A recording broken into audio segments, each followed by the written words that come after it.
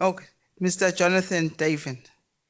He's going to give us perspectives on financing the district health response. So hopefully, once we have the revenue up and we minimize the debt, then we can use the funds that we will have to be able to facilitate financing the districts that we are currently implementing the health system. Thank you. Over to you.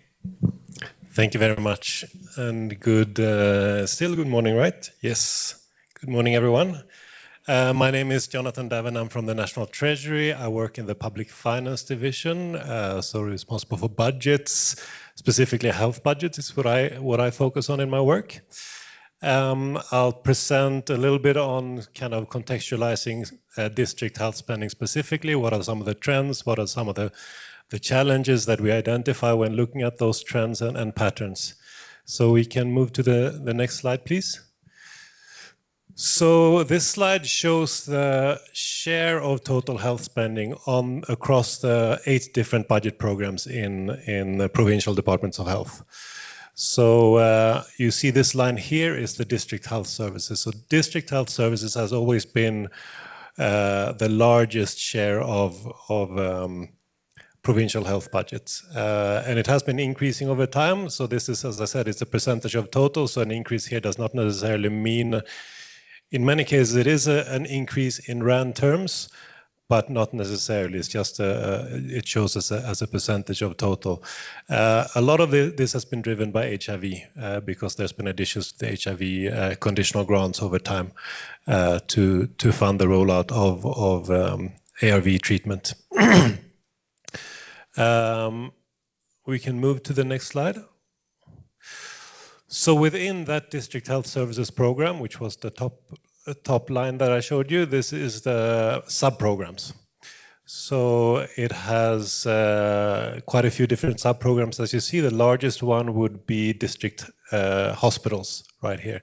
So out of the 124 billion spent on district health services in 23-24, 41 billion was spent on district hospitals. The second biggest one, which is the one that has been growing quite a bit, especially looking at a longer period, is HIV/AIDS, which is 25 billion. And we can move to the next slide. So this shows the district health spending per capita, and it's converted to real prices, which means that you strip out inflation from this. So it adjusts for inflation, and it's divided, the spending divided by the uninsured population. So we're not including the medical scheme beneficiaries in this. And as you can see, it has increased for quite some time. And if you would have dragged out this figure to even longer period of time, you would see that it has actually more than doubled, say, over the past 15, 20 years. So it has seen quite a strong increase over time. But since COVID, which we saw in the earlier slide, where, you know, expenditure increased rapidly, whereas the economy saw some major challenges and which had impact on revenue. Government has had to reduce its overall expenditure quite significantly, and that has had an impact on health spending as well. So this shows that in more recent years, so from the peak of COVID in 2021-22, district health services spending per capita in real terms has decreased. We can move to the next slide. So how do the different provinces compare in terms of district health spending? You see that there's quite a big variation ranging from Gauteng, which spends about 1,800 Rand per capita on district health services, to Limpopo, which spends 2,800. Now, this is quite difficult to interpret because it's to a large extent factored by the service delivery configuration of each province. We know that Gauteng has a lot of higher level hospitals, so tertiary, regional, tertiary, and central hospitals, whereas Limpopo doesn't have that. So they rely a lot on district hospitals. So that's why they are significantly higher there. But if you look at primary healthcare, which is on the next slide. So primary health care per capita, which excludes the district hospital. You see that there's a little bit more of an alignment between the provinces. And you see that Limpopo is actually at the bottom here.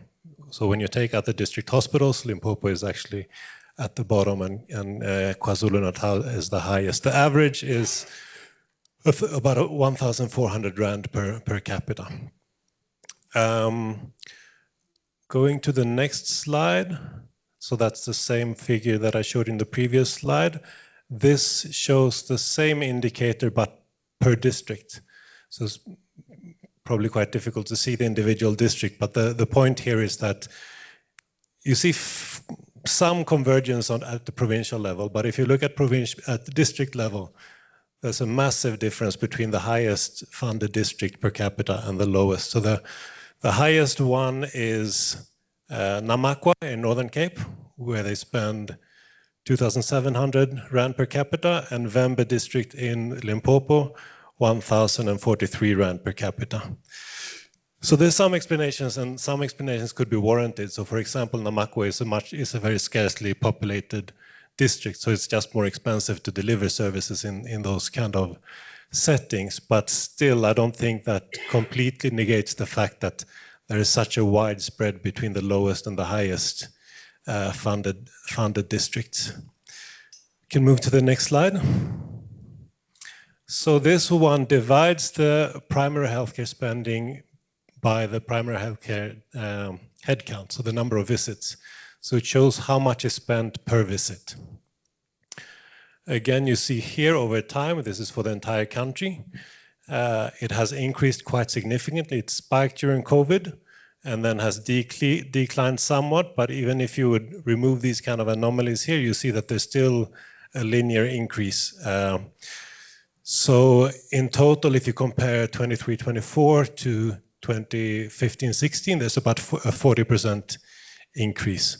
So it tells you that there is some scope for improving efficiency in how we use our money, given that we spend more per visit now than what we did about 8 years ago. And this shows the same indicator, but per province. Again, you see quite considerable differences. So Limpopo spends about 600 per visit. Gauteng is over 800 per visit. So it just suggests that there is a lot of inefficiencies that can be addressed within the system, looking at how much we deliver in terms of services, apologies, for what we spend. We can move to the next slide.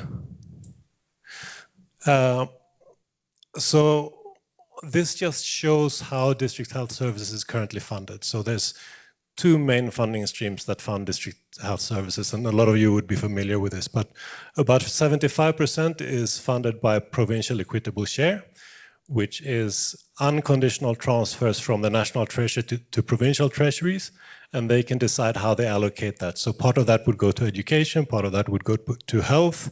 Health is the second largest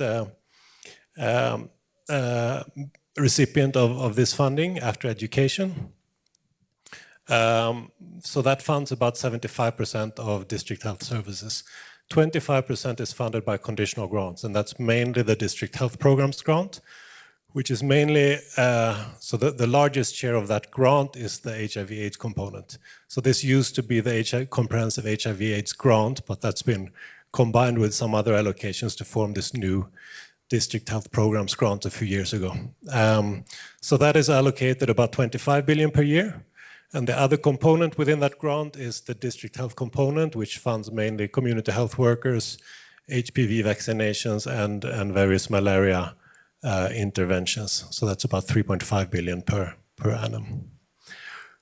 So just summarizing kind of the challenges that is identified from the previous slides. So obviously the first one, funding constraints are real. We're aware of that, but that has its explanations in what Rashad presented earlier, that there is just the spending path that government was on was just unsustainable in relation to the revenue that was collected. But it is a real challenge for the sector, of course, the fact that spending per capita has decreased in recent years. Fragmentation of funding, which was on the second last slide. So the fact that we have a fragmentation between the district health programs grant, the HIV component of that, the various smaller components within the district health components, and the provincial equitable share, and there's rigidities between how you can spend those various allocations. Geographical funding inequities, what I showed about spending per capita across different districts, there's large inequities between provinces, but even more so between districts. And the fact that growing unit costs, so how much we spend per visit, is still increasing. And there's quite large differences between the districts in that regard as well. And then the last slide. So some potential solutions, and I'm guessing we're going to get into this in the discussion as well, but obviously prioritizing primary healthcare within provincial budgets is something that most of us can agree to. There are several options to address this fragmentation that I showed in the slide, whether we should phase out this grant to have one pool that funds all of primary healthcare, whether you do that by having one conditional grant focusing on primary healthcare, or whether you allocate the whole envelope through the equitable share, or some other compromise solution could be considered.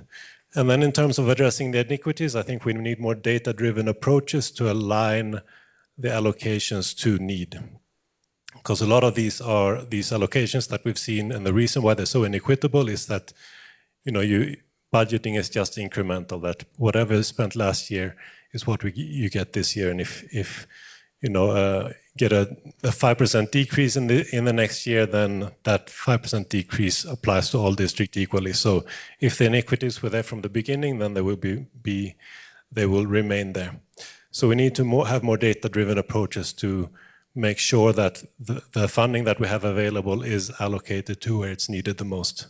And then, there's a lot of things that can be said about inefficiencies in the sector. But there's various things that can be done to improve how we spend the money just at a service delivery level. Thank you. I believe that was my last slide.